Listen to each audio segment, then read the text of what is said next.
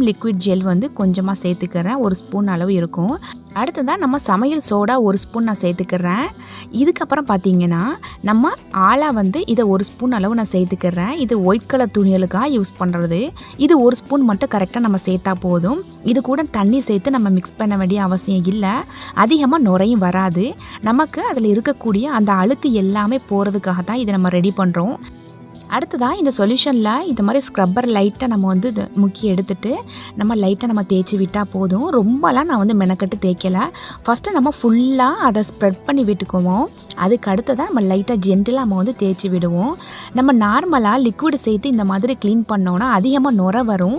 அதனால நம்ம அதிகமாக தண்ணியில் டிப் பண்ணிவிட்டு திரும்ப திரும்ப அதை வந்து துடைக்கிற மாதிரி இருக்கும். நம்ம இந்த மாதிரி ஆலா சேர்த்து பண்ணும்போது அதில் இருக்கக்கூடிய ஒயிட் கலர் வந்து நல்லா பளிச்சுன்னு ஒயிட் கலராக வந்துடும். ரொம்ப நம்ம வந்து மெனக்கட்டு தேய்க்க வேண்டிய அவசியமும் இல்லை. சீக்கிரமாகவே நமக்கு அதில்